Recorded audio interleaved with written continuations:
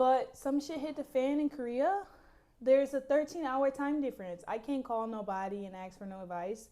And even if I was able to reach them, they may not even be able to understand what I'm dealing with, able to give me the proper advice. So you are truly, truly alone when you come to a foreign country, even if it's just for 1 year or a couple months. You truly are learning how to be independent like you've never been independent before. So, about a year ago today, I decided to pack up all my things and go teach English abroad for 1 year. I'm originally from Ohio and I am currently living in Seoul, the capital city of South Korea. And honestly, I have moved before, like across different states and many miles apart. But this experience living abroad is truly like no other, and you honestly will never really be prepared for it until you get here. You kind of have to reset your entire life.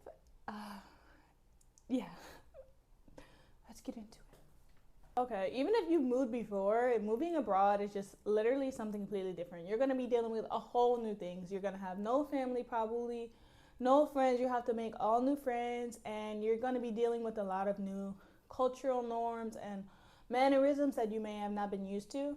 Like maybe on your day-to-day life, you encounter things that are a little rude or things that you're just not used to. So like for me, for example, in US, we kind of know how to have like our bubble, our space around us. Korea does not know how to do that. People will be literally like touching you, when you're waiting in line for the subway or something. Their personal space is very different. And this is something very small, but there's gonna be like 50 of those little tiny things, and they're gonna add up. A few other little things that are really small that add up are in a Korean apartment, it's not standard to have an oven. And I've always had an oven, so I had to go buy an air fryer. Also, there's no dryer. Now, no dryer, I understand. But one thing about me is I hate ironing clothes. And when you don't have a dryer, you're kind of forced to iron your clothes because when you air dry those clothes are going to be so wrinkled. And it's just like, ugh. So that's something that really grinds my gears just a little bit. Not having a dryer, but ironing. I always have hated ironing. Also, bro, just things as simple as taking out the trash are completely different in Korea.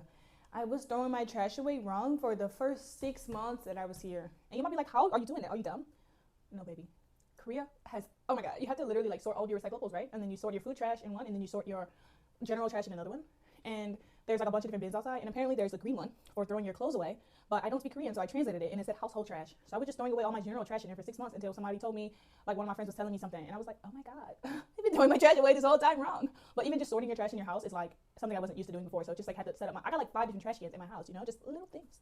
Okay, another thing, this is actually a big thing. The food is gonna be really different, okay? The food is gonna be very different. Now, I love Korean food. Korean food is very delicious, but it is so different from what I'm used to. So if you're a picky eater or you're not willing to try new things, maybe you need to get over that before you try to live abroad, because I've eaten some things that I would have never even dreamed of eating back in the US. I've eaten red beans on ice cream. I've eaten intestines. And I've eaten chicken liver. I'm sure there's more, but I can't think of right now. But yeah, like you eat like a lot of different things, especially if you're going somewhere that's not like Europe or something. If you're going to Asia, somewhere that's literally on the other hemisphere of the earth, it's on the eastern hemisphere, they do a lot of the cuisine differently, completely differently. Even if you get Western food here, they still have their own like Korean touch on it a lot of the time. So you just have to adjust your palate when you get here. And you're gonna cook more. If you didn't cook, you're gonna cook because you're gonna miss those foods that you were eating. And I've been cooking, and I don't cook like that, but I cook at least like 1-2 times a week. Oh, but the food is so affordable here. Okay, another really big thing that you're gonna have to get used to, especially if you're an American like me, is getting used to a walkable city. Okay, I take the subway and the bus, or I just walk everywhere. It's so crazy to me that I can just walk out of my apartment and I can just go to the grocery store. I can walk to the grocery store, and it's amazing. Or if I need to go somewhere, I don't have to call an Uber if I don't have a car, you know? When you're on vacation in the US, you have to Uber if you don't have a car, like a rental car. But here, you can just take the subway or you can take the bus. Um, Funny thing is, my first time actually being on a public bus in my life has been in Korea. I've only taken the metro a handful of times in places like Medellin, Colombia, and in New York City. But the subway in Seoul is way better, obviously, very clean. Actually, the subway in Medellin, so clean, amazingly clean. But, anyways, we're not talking about that. Um, yeah, so you have to adjust how you're just getting around every day, and just different conveniences are here. Ooh, one of my favorite things that I've been doing since I've been in Korea, the mannerisms are very different, okay? They're very polite people. They'll bow to you. 안녕하세요. You know, they'll bow to you and stuff like that. One of my favorite things though is when you go to a restaurant with your friends, a lot of them will like set up your utensils for you. Like instead of just getting my own chopsticks and spoon, I will set up chopsticks and spoon for all of my friends. It's so cute.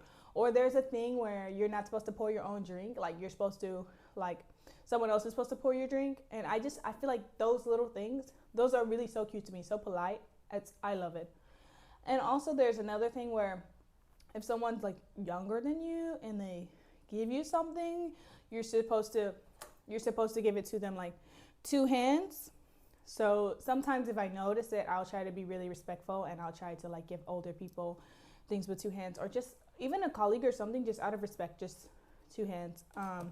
So yeah, just little mannerisms like that that you know. I mean, other than the obvious, like you have to make new friends, there's a new language, you have to learn some of it and adapt it into your life to make your life easier. Other than those, I feel like those are very obvious when you move to a foreign country, but I just wanted to mention them at the end. Anyways, basically, I just wanted to talk about the things that I had to do to like kind of reset my life and kind of just share with you guys because I've been gone for a little while, like almost 3 months. But I've been just working on myself and just, you know, adjusting and living life. And I still love y'all, and I'm out. Peace out.